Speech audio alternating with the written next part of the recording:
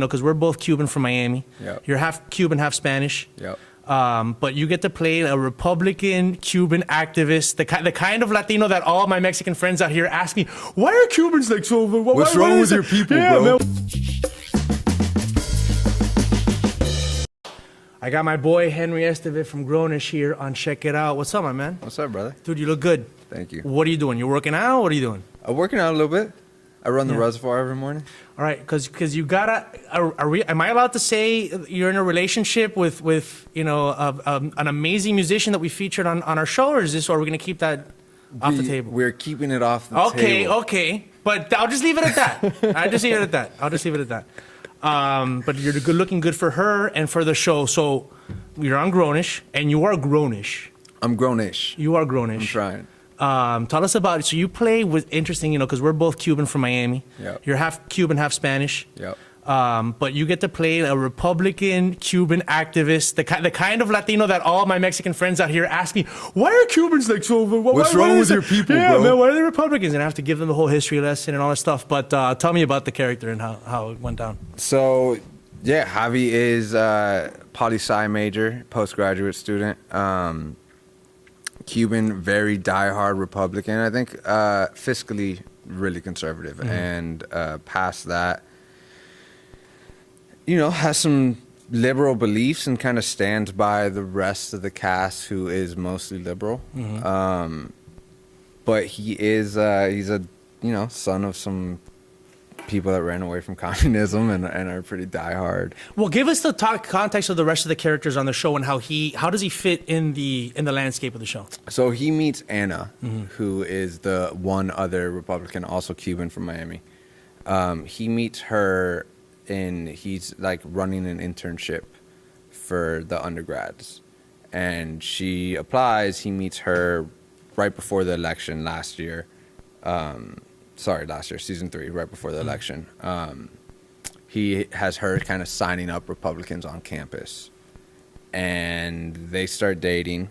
Once their relationship starts, he starts kind of becoming friends with the rest of the cast. And as of right now, it's mostly Trevor, right, who plays Aaron, and he is the diehard liberal activist. And I think they just on activist to activist end up creating a little bond. And that's it, and hopefully show the country that we can kind of still get together even if we're on either sides of the aisle. Yeah, that we don't have to just hate each other. Yeah. And there is room. And I think we open up hating each other, him and I, and it grows into a mutual respect. Well, this is why I think the character is awesome and important. Okay, number one, it opens up the conversation a little bit more, and it's also a curveball to a lot of people who think very simplistically about people's politics, Sure. And they're like, oh, this is a Cuban, okay, so we can't come at it from it's a white supremacist.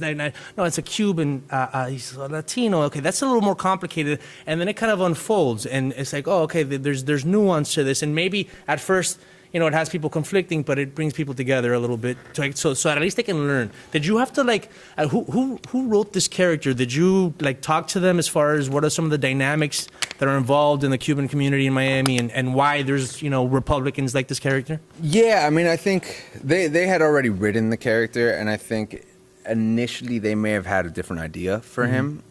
When I got the audition, I played it I think I did it in a dirty white t-shirt and played him very down to earth and new age, and still kind of urban and not doing the hi, I'm a Republican from and I think that kind of opened their mind to an idea of Javi being a little different, and then past that, one of my really good friends, shout out Wade Elaine Marcus. He's on Insecure as an actor, but he's in the writer's room in Grownish. And him and I would kind of just talk a lot about who Javi was beforehand. He, I think, would bring some of that into the room and kind of make pitches. I don't know if I'm supposed to admit that to the other writers, but yeah. Did you have to explain, as you're acting these out? I mean, did anybody kind of ask you questions on set or afterwards? Any of the actors explain to me this whole the whole Cuban thing? No, it never got. I mean, I know it's been spoken about, but no one really asked me necessarily in at least on Grownish. You know, I get asked in real life all the time. Right. Like, what's wrong with the And what do you? Cuban How do you community, usually man? explain it to? Especially here in Hollywood, you know, you gotta. I give a little bit of an eye roll. Right. And you know, I tell them that there's a lot of fear, and it's just it's like fear based. It's a bunch of families that ran away from their lives getting taken away from them. And, Right. You know, whether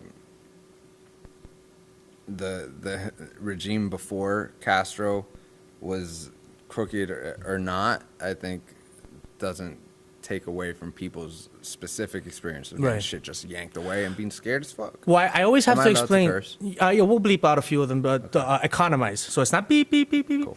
But you know, I agree. So I you know, I've sent you a script for you know, about the Cuban Revolution that I hope, you know, turns into something that you So play a do I. character in. I'll tell you a little bit about where we're at with that after. But you know, for me, I want to show, because I had both my grandfathers. They fought on either side. Now, they both ended up in Miami, and so one fought with Fidel Castro and one was part of the Bay of Pigs.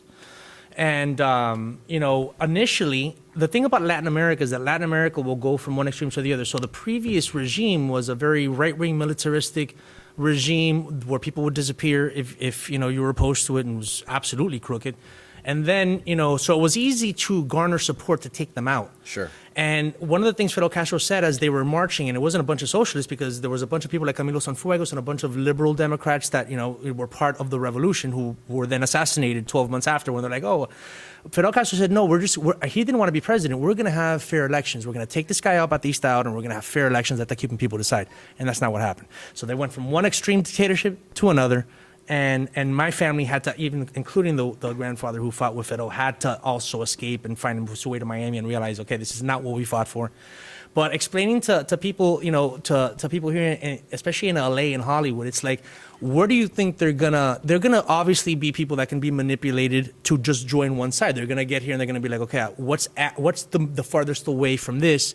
And then they run, you know, to Republicans. I think our generation is more in the middle, liberal. I think most of my friends in Miami are actually more liberal, although I still have my pocket of I'm Republican. confused by how many I have like found out are low key really not liberal.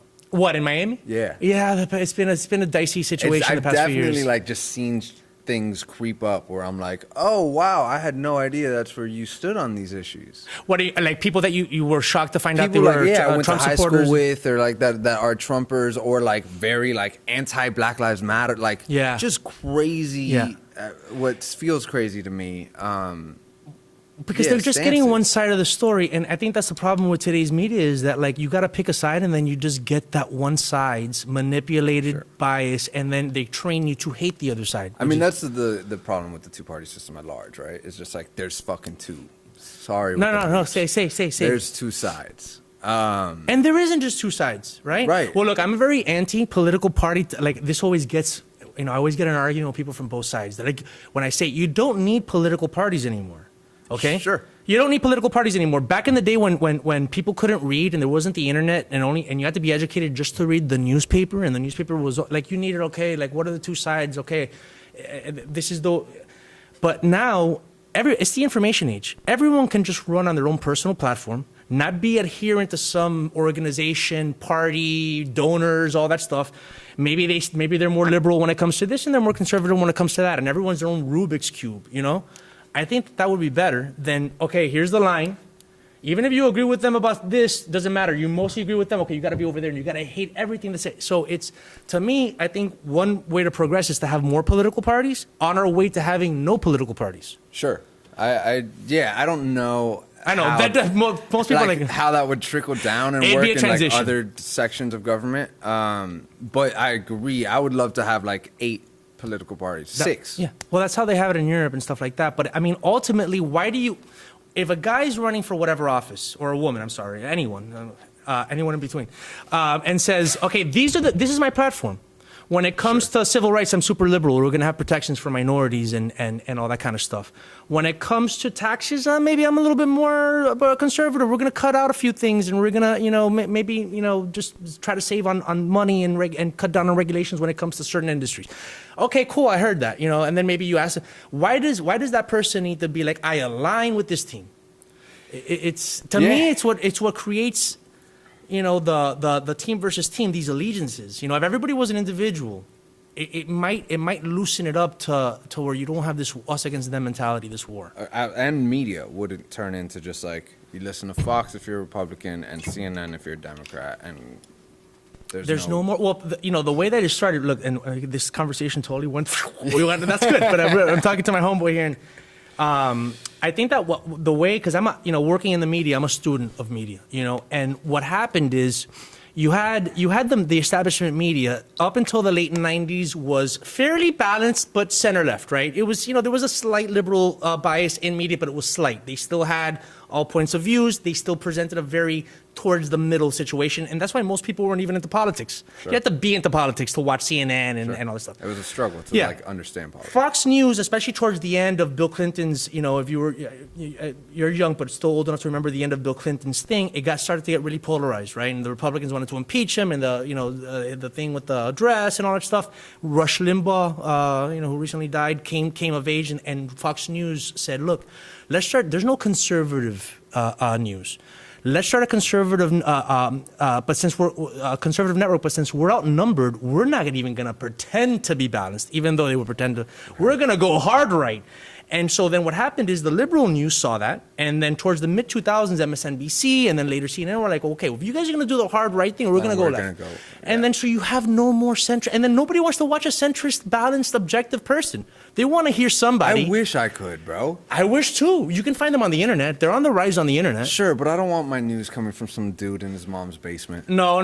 That's not the ones I'm talking about. There's actually, look, to me, there's a bunch of journalists, and I should maybe make my own list. All of them are basically liberal journalists, but they're at least critical of the media. Matt Taibbi, who used to write for Rolling Stone, now started his own thing. Greg Greenwald, who used to write for The Intercept and The Guardian. These are, you have Barry Weiss. These are progressive journalists. Barry Weiss resigned from the New York Times in a scathing letter about, kind of like what was going on in the newsroom. It's not really news reporting anymore. So these are liberal reporters that worked in the media. And so I'll listen to, and they're willing to kind of just take a step back. Sure. But I don't want some guy in a basement telling me that's part of the problem. But yeah, I guess if I knew, what's the award that journalists win? Come on, the one everyone wants. The Pulitzer Prize. A Pulitzer. Okay. If I knew homie was like gunning for a Pulitzer, I'm way more willing to listen to them than like, I guess when I get sent these YouTube videos. I'm like, bro. No. This guy's been tweaking for 4 days. Totally. And like, that's not who I want to listen to. Absolutely. And that's where you get the crazy conspiracy theories and you get everybody going off. People are drinking baby's blood. No. Yeah, that's pretty kooky. But you're in Hollywood. Are you sure you've never attended any crazy party where I'm just kidding. I have, but it was more. No, I'm just kidding. Not the baby part, but there was blood drinking, okay? No, I mean, I think that we're turning the corner on this, though. I think that a lot of things have to be said. I think that people need to be more aware of what they say. For sure. And that's happening. But then we're going to come back to a place where we can kind of express ourselves a little bit looser than we can right now. But it's a process everything happens for a reason, man. Whatever your troubles are now, they're for some benefit later on. You're not going to really get the benefit now. Yeah, I mean, if you're taking lessons from them. Lessons from lessons from your absolutely. struggles. Yeah. Absolutely. From your struggles. Some people don't learn any lessons from their struggles. All right, going back to the character. So is he the popular guy on the set? Like, what are you like on the set with all these actors and stuff like that? Is like the Cuban guy, and you have your niche behind the scenes? Are you saying Javi or me? I'm saying you. Like when the lights turn off. Like, what are you like on set? Are you trying everybody and saying, look, let's play basketball. I'll take you one-on-one? Not anymore. That like back pre-torn Achilles, pre-2019, I definitely was. There wasn't many people I've actually acted with that could play ball. Trevor can play ball. But I feel like he's the first actor. I'm trying to think who else like that I've worked with was like a basketball player. There's really not. Are you like the guy that they come to when they hear anything about Miami, Cubans, whatever? Like, do people have you established yourself, or are you trying to like lose like all that and just be Henry? Trying to just be Henry. I mean, like, yo, I'm not gonna tell you no if you come ask me a question about Miami. But yeah, I'm like, I also kind of stay to I don't mess around that much on set. I'm not like, the dude that's always cracking jokes. I feel really bad when I'm slowing set down. What you guys are on the spin-off of Blackish, and there's a lot of people involved in both those shows. Like, how do you feel when you're around, like, the writers, directors, the producers? There's a lot Because it's a of franchise, it's a big network show. it feels, as much as it is like a very big network show and like a very kind of large team, it does feel really familial, and like more so than I think any other show I've been on. And there's examples of that even in like back to Wade, my homie that's in the writer's room.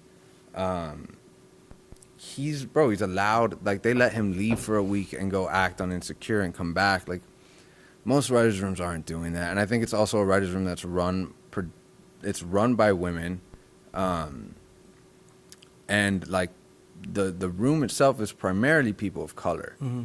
And I think that just like it gives it a very different vibe than these like old school. It's not hemmed in and constricting. It's not like old Hollywood trying to like really put rules on how to be creative. But what is the writers' room like during the pandemic, and what was it like shooting the show during the pandemic? So they were doing it on Zoom. They were meeting on Zoom every day. And from what I know, it's trying. It's hard to like be creative on Zoom and just like talking over each other. Zoom does that thing where it cuts out when like two people talk at the same time. So like it definitely is a much slower process. And then shooting during pandemic, we're shooting right now, and it's also a really slow process, bro. Wow. Like we're PPE on until like cameras are rolling already for probably 10, 15 seconds. Are there a lot less people on set? There are a lot less people in the studio at one time, but we're just kind of doing, like, as soon as cameras cut or as soon as we're done with a setup, actors are off, like, get off the stage, go to your trailer. Everyone else will come in, do what they have to do.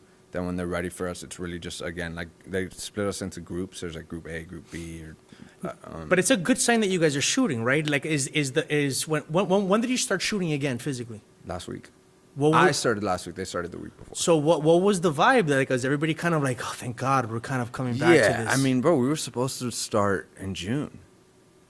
Like 6 months of being postponed? More. Wow. More. It's been 8 months. And was there ever a time where it was like, we might not come back by the time we... No, I think Grownish has like enough of especially just at Freeform, I think Grownish has enough of a like holding as its own show that like we were coming back and at least doing senior year, the 4th season. But it was definitely like I got scared that we were going to push more when January and December were so bad. I think we were supposed to come back January, and then that got pushed to February, and we just started. Well, I think it's a good sign. I mean, the numbers are dropping as of the shooting of this podcast. They kind of plateaued this week, which is a little scary. Did they? I haven't even been looking. Oh, they were. If you look at the graph from the peak of mid-January, every week since mid-January, it's just boom, boom, boom, boom, low, low, low, low, low. And then last week, it kind of, poof, it just plateaued, which is fine, but it's still lower than, we're still way lower than it was a few weeks ago when I think we peaked. People are getting vaccinated. My parents got vaccinated. Did they? Yeah. So, and How did they feel? They felt fine. Yes. They felt fine. Like, they felt a little pain on the arm, but they felt fine. Some people don't feel that well for like a day. But man, whatever it takes for us to get back, this is the first, like I was telling you, this is the first time we've shot live here in the studio, check it out, since last June or May. It's crazy you even were going that long. I feel like most things shut down March. Yeah. Well, you know what happened is that, remember the rates started dropping, like it kind of went up and then they started dropping during the summer. So we thought we were turning the corner. So I had like a shoot, and then the next week it started going up again and we had to stop. We did a lot of Zoom stuff. I'm over it. Like I'm glad we got to do this face to face because I'm so sick of the Zooms. Yeah, I hate Zooms. It's so let's talk about something that both of us have experienced. And I'm really curious as to how you're progressing. We both have torn Achilles. Right. I tore my Achilles I left called or right. you when mine happened. Yeah. Left. Mine too. And same age too. It happened to me when I was 29 to 30. Yeah, same. And yeah, we talked because I got to know you when I was recovering. When we started playing basketball with Michael Strahan, not to name drop a little bit, we had that famous Hollywoodish industry game every Sunday for a couple of years there. I was actually getting back to playing basketball for the first time since tearing my Achilles, and that's why sometimes I would get a little nervous about it, especially when we played outdoors. But Right. towards the end, I really started kind of getting back into it and felt I'm never gonna have 100% left leg, but if I can get into the 90s, I felt oh wow, I can still. And I tore my Achilles playing basketball. How did you tear yours? Same. Newfound respect for you now, thinking back into those days, because I haven't played against anyone. Like no one's guarded me. But you've gone and played one on I've one. like shot around and messed around. But How does it feel? Not the same. Like if I go take off my left leg, I feel it tweak a little and like. You used to jump off your left leg though, right? Yeah. See, I had that awkward. I'm righty, but I jump off my right foot. I landed on my left foot. That's how I tore That's my how you Achilles. tore Yeah, I yours tore it landing. landing. Oh, see, Were you there? No. Because Carlos was there. I think you were there. No. Oh, okay. It was outside. It was outdoors, like in a west on Ponciata Park or something. No. No, you weren't there. You weren't there. But Yeah, I would have remembered that. yeah. So I don't know. Maybe learn the awkward jump off your right foot when you're going up for a layup. But are you doing like? Do you massage it? What kind of therapy do you get? I did a really hard year of PT. Yeah. Like every day or twice a week. And now I haven't been great about like taking care of it. It doesn't hurt me lately. Do you run? I do. Does it get sore after you run? No, it was getting sore when I first started running. Like I'm not a runner. Right. So in like December, November, I started running. I was in Miami. I just started running every day. I didn't have a gym or whatever. And there was definitely, the first like 2 weeks into running a few miles a day, it was hurting. But How long has it been since you tore it? February 26th, 2019. Okay, so almost 2 years.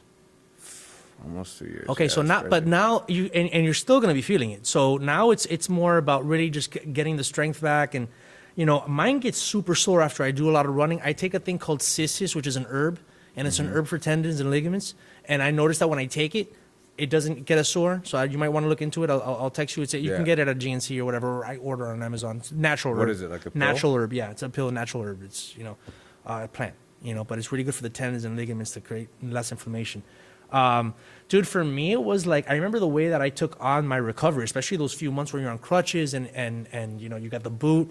Like, to me, it was, I'm gonna sort out some karma right now. I'm gonna get through some stuff, right? Yeah, I mean, yeah, it like I was also, when it happened, I was dealing with like massive anxiety, and like I was having panic attacks, like kind of Before or after? the month leading Okay. up to it. I was like really dealing with anxiety in like a very difficult, hard way.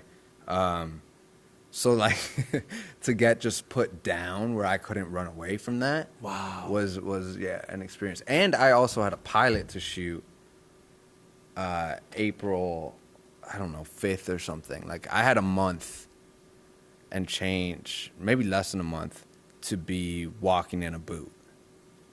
And like the doctors and everyone was kind of like, Don't rush it. well, they were like, maybe you can do it. Like, Yeah. maybe. I don't know if you'll be like, and I started walking the day before shooting. That's amazing. Yeah. I forget. I think I had something similar where I needed to be in a boot. At the time, I was doing some stand-up, dabbling in acting. And I remember I had to be there. I wanted to be standing up for whatever. I think it was an audition or some sort of meeting for something. But it gave you something to shoot for, and something that's like you don't know if you're going to be able to do it. It's hard. It's hard, man. Well, and we lied. My agent, shout out my agent, and manager, but I'm pretty sure it was her idea initially, was she was like, yo, we're not telling production. You don't want to throw any monkey wrench in the Yeah, system. they'll recast you so fast, especially at that point. And then, a week beforehand, my manager called production and was like, hey, he was playing with his niece and got a hairline fracture in his foot. He'll be able to walk, but he's in a boot. And I still was not. I was still on crutches. And then I just fucking locked into like, I gotta be able to walk by Monday. That's amazing. And okay, so now I think it's more about like I mean, I don't want to push you towards anything, but at some point, it might be a psychological accomplishment to get out there and maybe play a little game. I would say play against like some kids that were really bad. Right. And I'll go out there, we'll play 2-on-2, we'll pick on some, just, okay, obviously they're not going to, force you to go right when you need to go left. Sure. I remember the first one-on-one I played. It was actually like 6 months after. I think you told me this. And I don't want to describe it too much because I'll get canceled. But I definitely sought out this one person who was not going to, I'm like, can I play one-on-one with you? For a dude who was very slow. He was super slow. Heavy on his feet. Very heavy on his feet. And I go, would you like to play one-on-one? He was like, and I go, dude, I just turned my Achilles. And he goes, oh, okay. Oh, that's what you you're told asking. him? Yeah. I didn't want You were like, you look like you're weak out here? you look like look I'll like the keep small up fish, with you. the big small fish. Yeah, a big small fish. And no, but he kind of understood. I'm like, I just want to practice going, yeah, man, those are crazy days. Remember those basketball games, though? Those, bro. One of my biggest athletic accomplishments was passing to Michael Strahan for a game-winning shot and giving him high five. It was not that it was just what. Those were my favorite basketball games I've ever had. You used to take over, bro. I'm happy we're doing this. So that we get this on Look record. into camera Listen, and tell people there's someone back there who doesn't know over there, and tell people I'm a hooper. hey, you were the smallest guy on the court.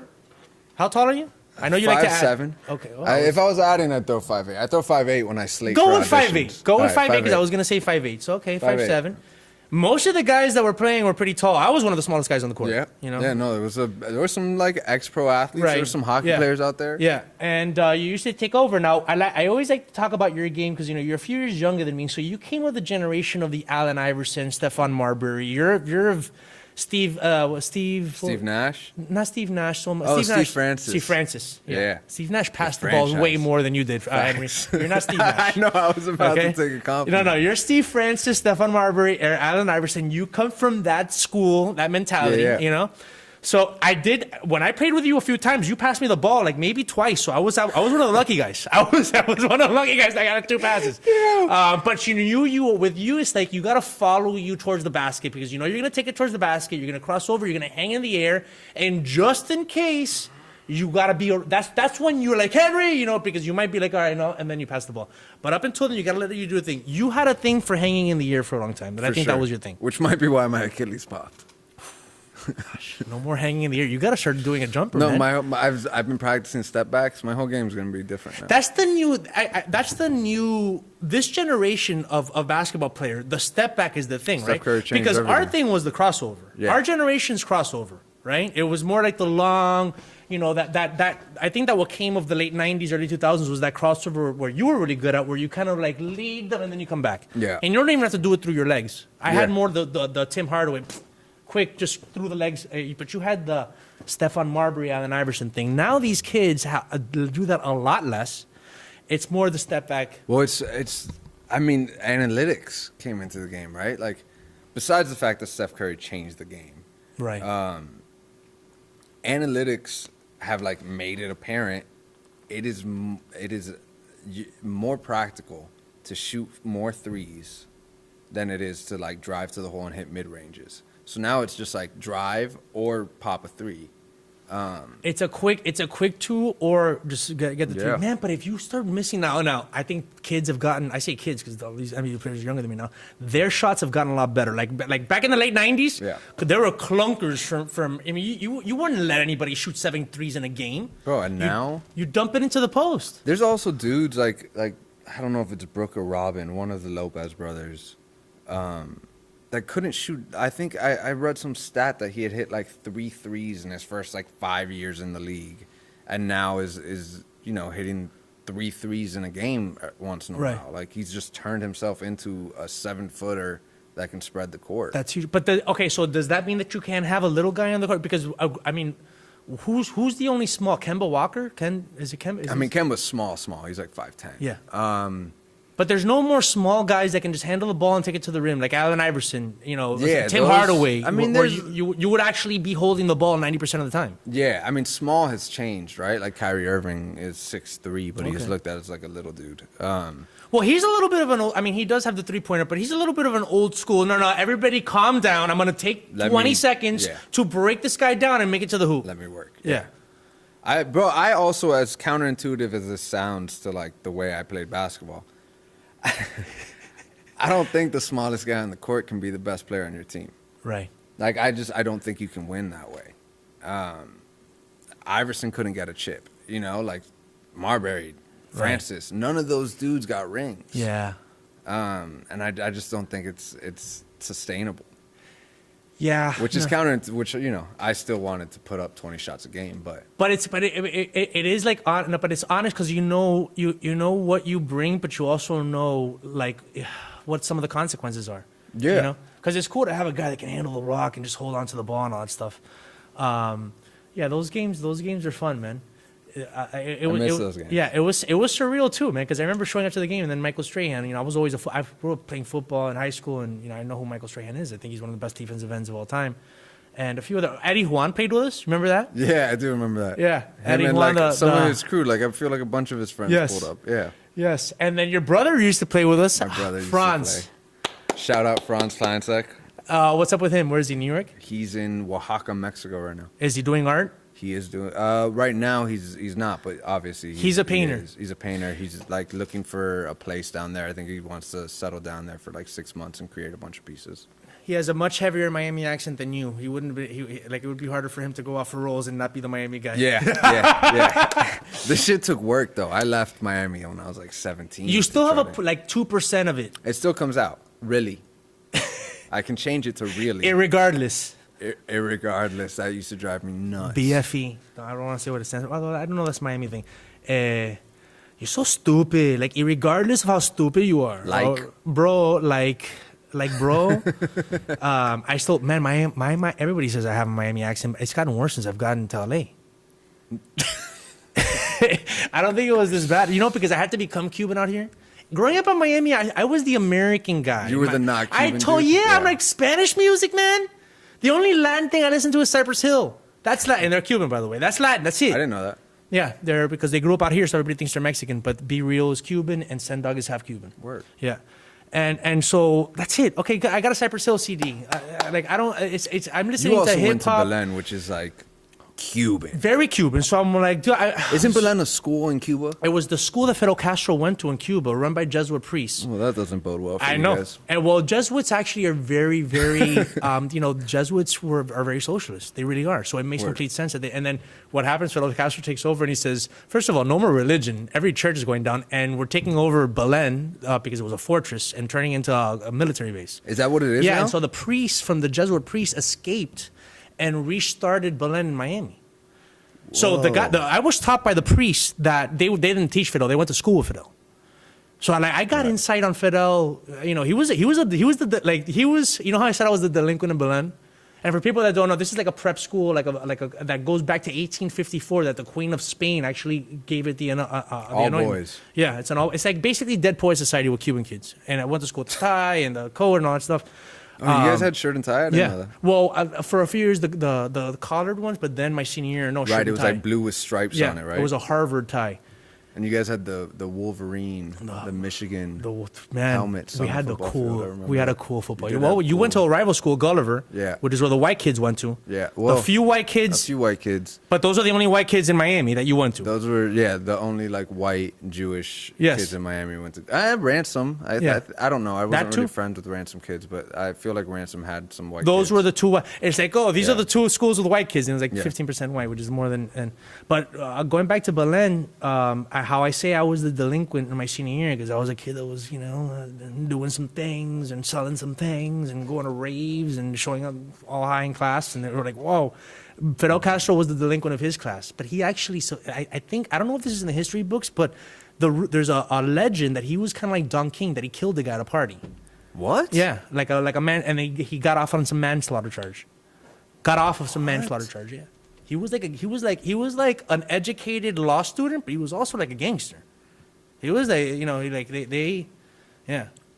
I heard some story. I don't remember who. Someone I know, their grandfather or their uncle. Like, I don't remember the story very well, but it was like Fidel's roommate in college, maybe. Mm-hmm. Where'd he go to college? You know that? I think probably University of Havana. So yeah, it was his roommate in college, and said he was like already kind of scary. The energy was scary and just like very charming and charismatic, but like. Well, he was rough around the edges. Okay, so like and this is something that I'm trying to explore in some of the things that I'm writing, but. What made Cuba today a communist country, because Fidel might have taken over and turned it into something else, is that his brother Raul Castro met this guy named Che Guevara when they were in exile in Mexico. And Che is the one that came in and said, no, we're going to have this is going to be a socialist revolution. And the rumors are that Raul was so influential from Che, and then Raul in part influences his brother, who he held up, because Raul was in love with Che. Oh, and one of the rumors that has come out, and this is in certain books, so I'm not the one saying, is that Fidel even walked in on Raul going down on Che once. And Che, by all accounts, straight man, but he wanted power over this influence over the other guy, and that, a lot of weird stuff went on there. It's dark. We took a dark turn on the Checkitow Podcast. It's dark with Che. I mean, only dark in the sense of him. I would have fallen in love with Che. Power. I think Che Guevara is the most beautiful man in the history of mankind. Is that too beautiful? I'm talking about like sex appeal. Yeah, no, I get it. He was like a sex god, a political rock star. But he went beyond, like, I got to talk to one of my aunts. So I had an aunt that danced in the Tropicana, and she was like feisty, and she's an aunt by marriage. She's actually part Filipina, so she had like the Asian eyes, and she was a big time dancer in the Tropicana. She was the girlfriend of one of the biggest officials, Rodolfo something. He was, in the revolution. And, I remember a few years ago because we grew up Cuban, we left communism, and the Cuban Revolution ended up being this bad thing. But it was awesome talking to her and saying no. And when it was happening, it was the most beautiful thing that ever happened. And we were in love with these people. And the revolutionaries, the rebels, they were rock stars. They weren't revolutionaries. Right. They were movie stars and rock stars and sex gods. And the girls went to the parades and were throwing their bras like they wanted to sleep with these guys. That power is, And then later on, I think that Fidel realized that Che was becoming bigger than him. And then that's why the whole conspiracy theory that he sent them down to Bolivia to go start another revolution. Told the CIA. Either told the CIA or told one of the Cubans that was with Che. Well, no, there's a guy that supposedly named Felix Rodriguez, that he is the Cuban, that he was a Bay of Pigs veteran that the CIA got to go down and when they captured Che in Bolivia, and he's the one that supposedly killed him. That actually pulled the trigger. Yeah, and he has an interesting thing to say. I hope I don't mess it up, and I'll give you the paraphrase. He actually said that Che was he was a man in his last moments, meaning he walks in. There's a great book that I have it in my house. It's called Shadow Warrior, about this guy Felix Rodriguez. And he goes down and he gets a call, we got Che, we think we have Che in Bolivia. So he goes down there with the CIA and he walks into a room like a prison and there's Che, all disheveled, beard, he smoked, I don't think he was smoking a cigarette, he was just sitting on the floor. And he starts talking to him and Che completely knows that he's about to die. He accepts it. He's not crying, he's not begging for his life or anything. He just asks for a cigarette. He gives him a cigarette and Felix Rodriguez goes, Is there any last things that you want me to say to anybody? I can relay messages. I still have people in Cuba. I can relay messages. So what's the last thing that you want? And Che stands up and he goes, tell Fidel Castro that the revolution will succeed. And Felix goes, okay. And he's about to walk out of the room and Che goes, no, tell my wife I love her and to go find someone new after I die. What do you think about that? That's humanizing. That's human. That's where I'm like, wow, okay. I mean, I think all these dudes, I don't know. That gets to you, though, right? Yeah, I mean, of course. Also, and then I wonder what he means by the revolution will succeed. Like, did it succeed? Does he think that this was a success, or that what Cuba was? I'm gonna end off on this because you and me could go on for hours, and I do want like 5 more minutes with you afterwards to tell you some things. I got to do a better job of cutting these parts out because I end up leaving them in. Where I say, wait, was it? God. All right, help me come back. Help me come back to what I was going to say, Henry. Che, revolution. Okay. Yes. I believe that I'm hoping that humanity is getting out of the phase of revolution, right? Especially now, revolution still carries this romantic word, like it's a good thing. It's a good thing. Yeah, it has been a good thing. We've needed revolutions, but every revolution ends up having a revolution. So I want to get out of that cycle, and it literally is a cycle, revolution, where we replace one group of power-hungry jerks with another group of power-hungry jerks, both of them lie. I'm for dropping the R, evolution. So for me, it's evolution. Evolution is way better than revolution. I think you got to kill capitalism. Well, we have to go through capitalism. I don't think there's a world where power doesn't end up turning into something that like we stop evolving in like a very, very evolved sense to be like, I'm not trying to hold on to power anymore. Well, I think that we have to go through this process. I mean, even Karl Marx says you have to go through capitalism before you go onto the next level. He really didn't talk about dismantling it. He talked about going through it and finishing off that and going to something else. And I think revolutionaries in the 20th century thought, like Che used to have a great saying. He goes, a revolution doesn't it doesn't happen by itself. Oh no, a revolution is like an apple. It's not going to fall off the tree by itself. You have to make it fall. So that kind of attitude was needed. But we've learned so much from these revolutions. I guess I'm just a new age guy. I'm ready to move on to something bigger and better, and that's not us and them. It's both. I hear you. Yeah. I mean, this could go on for a while, but like, what does working through capitalism look like? Like, what is the other side of that? Is it like a universal global income? Like, yeah. What? Yeah. But that's that's a simple answer. But no, I think ultimately, I think that society is always going to be a house of cards, and the best thing you can do is lean two cards against each other. So I believe in the future, there's definitely going to be, as we get resources like free energy, like there's things that Tesla talk about, and we get off of things like petroleum and finite resources that you fight over, everyone's going to be able to have certain basics. Like we are, but capitalism did bring about a lot of that. There's a lot of progress that came because of capitalism. Yeah, I don't think capitalism's... So there's a way to have a certain amount of the free market, meaning if you come up with a good idea and develop it, and there's incentives, you know what I'm saying? But but you can still have a safety net, like a universal basic income. I'm a big supporter of Andrew Yang. I might not 100% agree with everything he says, and I don't even know if that's exactly the answer, but I like that he's coming with a new idea. And yeah, we could give everybody the basics. And then if you want to build on top of that and you want to work hard and come up with something and excel, but I think so we need a little elements of both to lean, like socialism and capitalism for right now, till we evolve to the bigger thing. They have to be like two cards leaning against each other. If one takes over, it ends up just falling, we end up veering off the road, as I like to say. So until then, I'm a balance. I'm a centrist, even though I'm not right on the middle. I'm fluid, politically. But there's a sweet harmony, and the sweet harmony is somewhere in the middle. It's not off, on one extreme. That's my humble opinion. Yeah, I mean, I'm not politically evolved enough to like understand how to get there. Evolve. Look, I love the fact that you use evolve. Evolve as a human being. And then politics are going to be something that we talk about as part of history. Remember when people were political? Remember when people were like, okay, you and me against them? Sure, yeah. Henry, we could talk forever. I love you, bro. You're my homie. Thank you for coming to check it out. Okay, let's do the outro one more time. What a heavy intellectual check. Yeah, this went so heavy. Well, that's fine. That's fine. I had two stand-up comedians before, and so I already got the jokes out on that. I think it's important for them to see two Cubans talking from a rational, centered place, acknowledging everything, explaining, look, our Cubans came from here, and that's why they kind of get manipulated. But at the same time, you and me are very liberal guys, and they can see, look, there's Cubans like us. You can talk to us and approach us. We can work in Hollywood. All right, listen, dude, you're my homie. Good to see you. Keep kicking butt on Grownish. Good luck with all your other endeavors, and come back soon and check it out. Appreciate you. You're the man, dog.